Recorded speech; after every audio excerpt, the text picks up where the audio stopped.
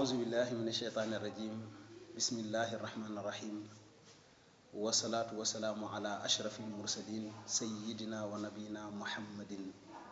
صلى الله عليه وسلم وعلى آله وأصحابه ومن تبعهم بإحسان إلى يوم الدين أما بعد السلام عليكم ورحمة الله تعالى وبركاته mbokki jullit ñi ñu dellu di leen nuyu ñëwaat ak yéen ci seen jataay à travers seen site Kalima SN TV bëgg a waxtaan ak yéen ci li nga xam ni moom lañ dooroon sumb ko muy ñu waxoon leen ni leen rek incha allah danañ dajeek yéen ci jataay bii ñuy tuddee madrasatul anbiya incha allahul karim muy l'école des prophètes mu mel ni nag li tax ñu bëgg a jàngataat dund yonent yooyu formation bi nga xam ni moom la leen seen borom téeloon da formation ba am résultat feeñ ci niñ doon dundee feeñ ci pénc ya nga xam ni fa lañ fenkoon jubluwaay yooyu bëgg nañ cee séddoo ki yéen ay kàddu incha allahul karim da loolu duñ ci sori ndax li tax nit war a taxaw def seetlu ci dund yonent yu tedd yooyu alayhimu salaam mooy li alquran wax wa kullan naqussu alayka min anbaai rusul ma nusabbitu bihi fuaadak wa jaaka fi hadihi alxaq wa mawcida wa dikra lil muminin alquran suñ borom subhanahu wa taala wax na yonent bi ni ko lépp loo xam ni dund la woon ci sa nattongo yonent yooyu passé dañu yëg ni am nga ci soxla pour gunge ko sa mission danañ la ko nettali ngir mu yokk la njàmbaar mu gën laa yokk nga gën a xam diñ lay teel sa cëslaay fa ngay teg sa tànk ndax it yaak ñoom li sa mission di rëy rëy yéen a bokk mission bi kon da ngay gis ni jullit bu mu mën a doon di gendeeku taxawaayu yonent yooyu nañ daan dundee ak seen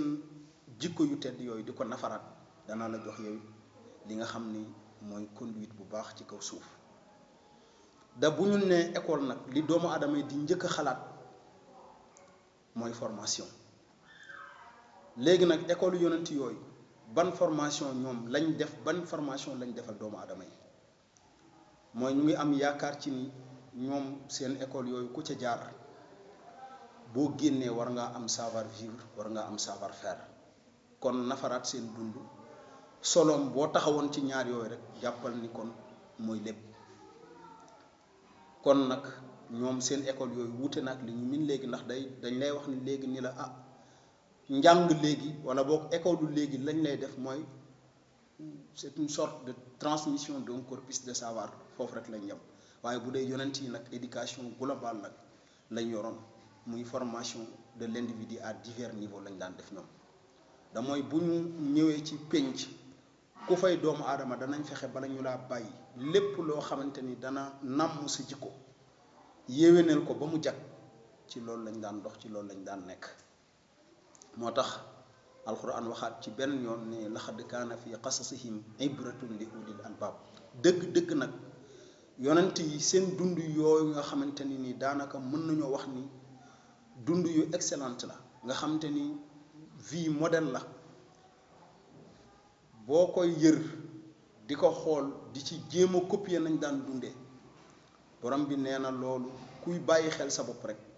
am nga ci loo ci mën a jëlee am na ci loo ci mën a jariñoo day itam dund seen dund yooyu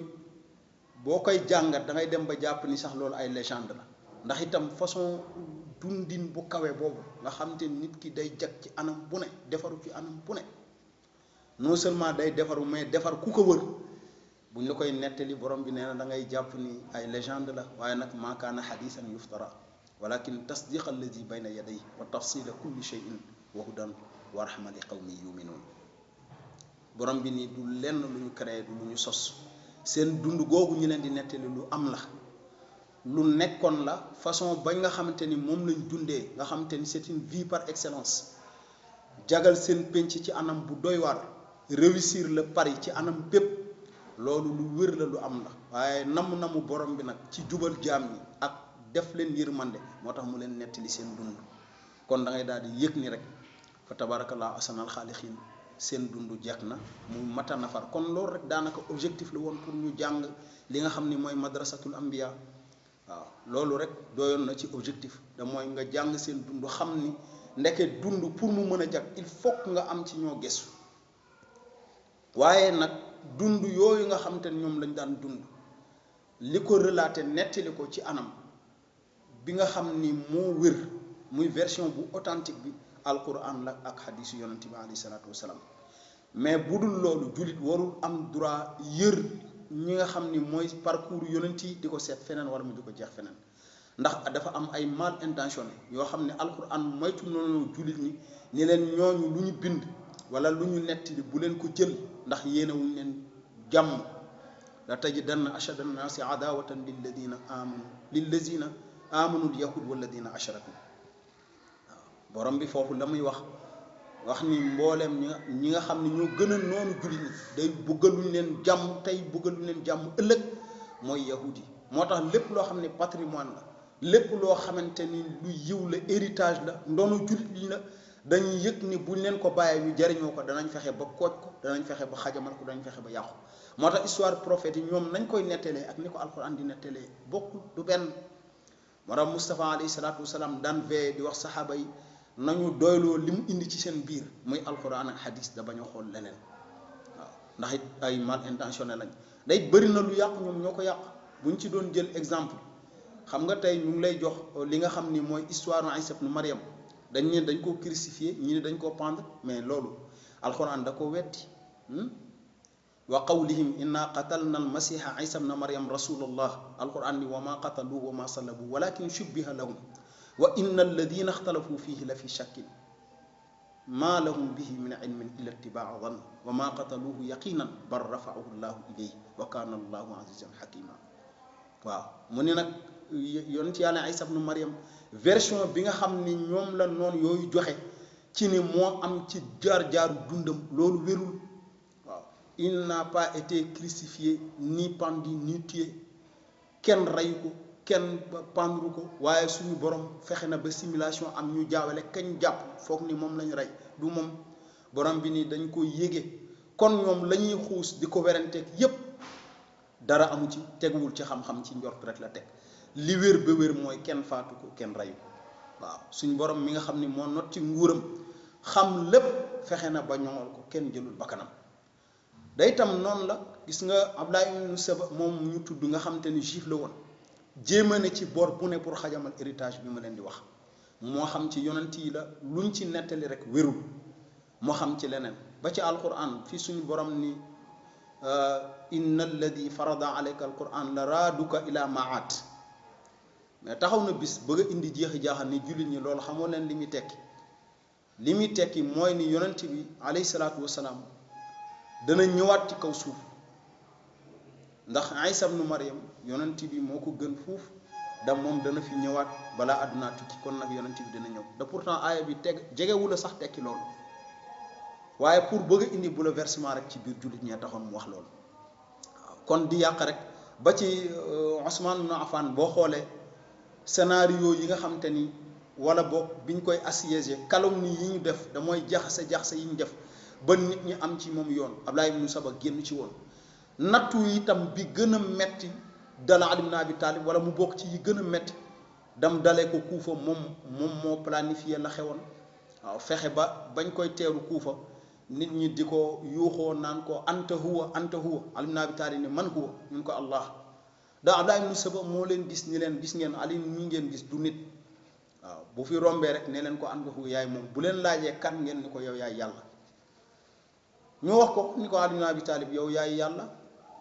Ali ibn Abi Talib ci la gas lu kàmb def ci gël ay safara dugal ca ña ko doon wax ñëpp moom nag dafa échappé waaye rescapé yi bi mu génnee ba dajawaat ak ñoom pour wax la ne noonu du bàyyi maa Abdallah ibn Saba dañuy leen gis ngeen lii confirmation la ci ni moom mooy yàlla ndax amul benn doomu aadama bu am sañ-sañu lakk nit ci safara lu dul yàlla kon Ali mooy yàlla waaw kon bu ko defee l'histoire des prophètes seen formation bu jekk boobu nga xam ni boo ci génnee wala ngay nafar seen dund normalement seen école yooyu boo ci jàngee ba génn waxuma la dinañ la attester le certificat buy wane ni am nga diplôme sangam mais diplôme ba nga ca war a jëlee bët waru ci tegu nga mooy diplôme jikko ju rafet diplôme bind bu mat ci wàllu doomu aadama nga ci war a jëlee ba tax na nag waaye nag yàlla na fekk fa nga yëree seen bind fa nga yëree seen dund mu doon source yoo xam ne yu authentique la amul benn altération kenn jaxasewu ca dara da yonent bi nangul woon ñuy yër bindu yu dund yonent yi ci feneen fudul li mu indi moo tax bis wax na ko Omar ibnul Xataab ni ko a mutahawikuuna fiha yabna alxataab walladi nafsi bi yadihi la xadd jitukum biha baydaa naqiya laa tasaluhum an cheyin fa yuxbirukum bi xayrin aw fa yuxbirukum bi sidixin fa tukadibu bihi aw bi batilin fa tusaddiqu bihi wallazi nafsi bi yadi law kaana Muusa xayyan maa wasiahu illa an yatbaani waaw yonent bi wax na ko Omar ibnul Xataab benn bis bu mel ni day gàgganti ko ci ñoom wala boog dafa am impression ci seen téere yooyu yonent bi ne ko Omar yow doomu Xataab ma ndax da ngeen a réer gu ngeen nar a gindi réer goo xam ne nar a goo leen cee gindeeku waaw réer goo xam ni naratoo leen a gindeeku waaw xanaa xamuloon ni giñ naa ki nga xam ni moo téye sama dund lii ma leen indil muy risaala gi lu set wicc la lu leer naññ la suñu borom amul dara loo xamante ni boole naa ko ci lu ci bokkul ñoom ñi nga xam ne nag ñooy yahudi ñoo yor téere yoo xam ni dëgg la waxi suñu borom a ca ne waaye dañ koo fexe ba jaxase ko dugal ci lu ci bokkul kon bu doon leen laaj dara bu ngeen leen laajee ndax mën naa am ñu wax leen dëgg ngeen weddi dëgg ga da loolu musiba la wala ngeen laaj leen ñu wax leen lu amul ngeen dëggal ko loolu itam musiba la da maa ngi leen di waat ni waxuma la ñoom seen téere yi waxuma la ñoom ci seen jëmm waaye ki nga xam ne mooy le dépositaire de leur livre muy Muusa alayhi salaam bu ñëwaatoon ci kaw suuf du mën lu dul topp sama gannaaw kon doyloo leen li nga xam ne moom laa leen indil ndax ci la jàmm ji ne ci la yiw nekk kon fa tabaarakallaahu loolu liñ ci bëggoon a wax rek mooy ni dund yonent yi li muy am solo nañ bàyyiwaat xel ci ni war naa am fu ñu ko jëlee mooy ci alquran mooy ci xadis yonent bi alayhi salaatu wasalaam bu ko defee nag lii introduction la rek waaye bala ñoo sori itam bëggoon nañoo définir ana lan mooy al anbiyaaw lan les prophètes qui sont les prophètes ar rusul mooy messager de Dieu yi yonent yàlla yi ñoom ñan lañ mu mel ni itam baat bi boo ko doon dàq baatu nabi pour jéem koo xamtu day delluwaat ci an naba bi firi xabar alxabarul azim waaw xabaar bu mag message boo xam ni contenu ba dëgg la du jël xelu doomu aadama yi waaye tam am gami am solo njariñ gami am daanaka information du toll ni moom ñu ni déedéet an nabiyu mushtaqun min an nabawa ay bi maana al makanul murtafi ñu ni déedéet an nabi yi sax mu ngi jógee ci baat bi nga xam ne day tekki maanaam place bu kawe waaye itam da ngay seetluwaat ci ni ñaari maana yépp baatu nabi attan na ko mun na koo tingool ndax bu fekkee yonent bi ci moom la ñuy xaar yonent yi ci ñoom la ñuy xaar ñu indi message boo xam ni contenu bu riche lay doon da buñ ko waxee doomu aadama yi dana leen jariñ kon da ngay jàpp ni effectivement looloo nekkoon seen mission buñ la waxee ni it ñoom ñu yëkkatiku daraja lañ moo xam ci borom bi moo xam ci nit ñi da nga ko nangu ndax it suñu borom am na particularité bu mu leen defal yemuñu kenn ci kaw suuf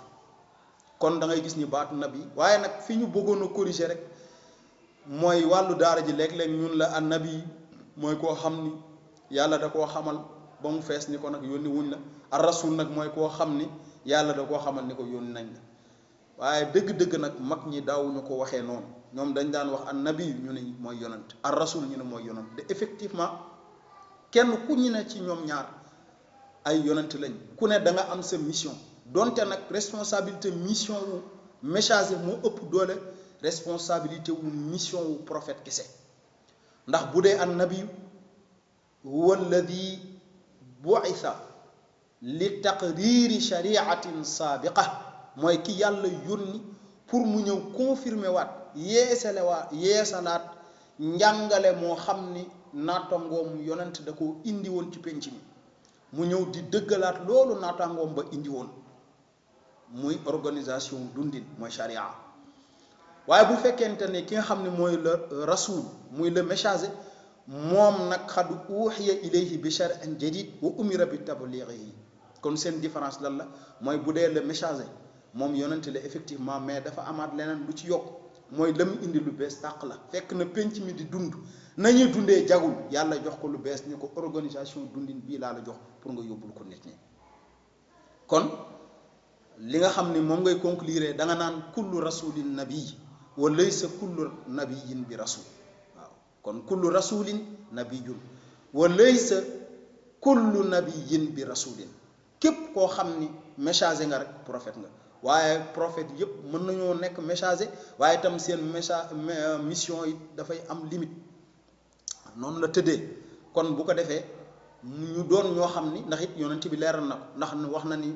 kaana banu israil tasusuhumul anbiya kullama halaka nabiyun xalafahu nabiyun wa innahu la nabiya baadi kon da ngay gis ni kon yonent du koo xam ne yàlla da koo nabi du koo xam ne yàlla da koo xamal rek ni ko toogal déedéet ndax yonent yi wax na ci ay textes yu leer ci ni yonent yi nga xam ne ñoom la yàlla doon wàcce banu israil ñoo tëyaloon dund ñi nga xam ne ñoo doon seeni askan da mooy ñoo leen doon jiite ci lépp kon ay missionnaire la ñu woon kon nabi ak rasul ñoom ñëpp ay missionnaire lañ fa tabarakallah da loolu alquran wax na ko yaxkum biha nabiyuna alladina aslamu waaw ak fële wa ma arsalna min qablika min rasulin wala nabiyin illa ida tamanna alqa shaytaanu fi umniyatihi yàlla nee na amul benn yonent buñ yónni lu la jiitu yow yonent yàlla muhammad alayhi salatu wasalaam min rasulin wa ak nabi la wax waaw min rasulin wala nabiyin kon ñoom ñoo bokk mission dafa fekk ni nag kële dafa gën a dis la mission kon loolu mooy li nga xamante ne mooy définition bu ñu bëggoon a joxe ci yonenti bu ko defee nag ci suñu beneen jataay danañ fexe ba ñu jël leen benn par benn waaw jël leen benn par benn waaye rek lii mat a xam tey mooy al anbiya xad ixtaarahumullahu min akmali xalqihi waxtaara min al anbiya al mursalin waxtaara min al mursalina ulil azm waxtaara min al ulil azm al xalilayni ibrahima wa muhammad alayhi afdalu salaati wassalaam ni yàlla suñ borom bi muy yónni yonent yooyu nag dafa xool ci biir mbindeefam yi ña ca gën a mat jikko gën caa mat bind mu yónni leen mu tànn ci biir prophètes yi ay messager seen lim nag danañ ci dellu si waat ndax dafa xaw a am tuuti coow am na ñu ni xadis rot ci am na ñu ni xadis rot na ci waaye lu mën a xew incha allah danañ ko leeral ci jotaay bi wax ni seen lim nii la toll bu fekkee am na xadis bu ci rot it danañ ko indi bi isnillahi taala kon ñoom noonu la demee yàlla it taw teel leen seen dund foofu itam li ci prédicateurs yi war a jàngatee tey mooy boo yoree mission pour war a waxal diine waroo doyadi xaalis warulaa tikeloo xaalis warulaa itam génnee ci sa réserve bi nga nekk ba tax ngay wax yu doyadi wala ngay bëgg bës tax ngay def leneen déedéet ndax yonentee doyadu ñu woon suñu borom fexe woon na ba ñoŋal leen ci lépp luy war a tarxiis ndax moo xam homme politique nga moo xam homme religieux nga boo waree wax ak ñetti nit rek war ngaa fexe ba la ngay wax méngoo ak sa parcours da mooy sa jaar-jaar dund moo tax yonent yi musuñoo doyet yonent yàlla muhammad alayhi salaatu wasalaam lañ ciy joxe misaal rek bis ñëw na mu ànd ak wajuróomu jigéen dem ziyaare ji banu najar mais bi mu demee ñu romb ci biir Adi ibnu najar yonent bi ngéejoo gis ay gune tu tànk yoo xam ni dañuy cëmbaxe ci ndox mi mu war a dem dugg summi yéreem mais ci noonu rek xadd ahassa bi yadin qawiyatin tamsiku alayhi thawba waaw yëg ni am na lu téye yére bi mel ni dañu ko doo ko summi naj ko ci noonu la dégg benn baat naan ko laa tatajarrat min siyaabik fa innaka lasta min haulaai lasta ka haulaai sibyaan waaw loxo ba téye yére yi ba summiku am baat bu mu dégg ca wàll wa naan ko bul summi sa yére yàggune yi yamoo leen kon da ngay gis ni noonu ko yàlla téyelee dundam ba dara lu doy di gaaru ko lu njëkk yàlla di ko yónni noonu la téyelee yeneen yonent yépp seen dund ba dara lu doy di gaaru leen ndax mission ya nga xamante ni moom lañ amee woon xam naa fi ñuy daaneelee rek mooy misaal mu mujj mi mooy itam niki noonu ba ñuy tabax kaaba gi ñuy jël xeer yi di toxal ci jamonoy tàngoor xeer yi tàng lépp tàng ndeysaan moom ak njàmbaar ga ak jom nga muy yanu xeer yi bàyyi taxam ba abbas radiyallahu anhu ñëw ni ko waaw lii diis na ba mu ëpp day tàng na te ngaa jël li nga tërax laayoo muy sa isaar bi teg ko ci sa loos yi ndax nga mën ci teg xeer yonent bi lànk ndax boobu xam na li mu xam Seydina Abbas doxe ko gannaaw rek xëcc tërax laay rek mu daanu waaye ba mu daanoo dafa xam bi mu ximli ko lan la wax isaari inni qad nuhiitu an tajarrud ana li ma tërax laayoo woon nañ ma ko jox gaaw ñun dañ ñoo tere pour raflewu waaw amuñ droit sax seen dara feeñ ci seen awra seen yaram kon loolu misaal la rek ci ni yàlla teel na leen seen dund ci biir teel leen seen dund ci biti ba pare nag défi bi mu ñu teg mooy daf ñoo wax ni ñooñu nga xam ne ñooy yonent yi nga xam ne daanaka mën nañ bu homme parfait amoon ñu ni ñoom ñooy les hommes parfaits borom bi ni topp leen seen joxañ yooyu topp leen seen tànk yooyu topp leen seen ndëggu yooyu waaw kon fa tabaarakallaahu l'école des prophètes ngoog jataay la boo xam ni danañ jël yonent yooyu alayhimu salaam kenn par kenn luñ ci mën a tiire ci leçon ci seen dund rek kenn ku mu ci mën a doon incha allah danañ ko tiire ay leçon yoo xam ni dañuy ñaan suñu borom mu soppi ko def ko loo xamante ne ay jikko la yu ñuy incarné ñu suñu bopp ndax ñoom seen particularité loolu la non seulement seen parcours rafet na seen discours jot na waaye seen contenu message ñoom dañ koo incarné woon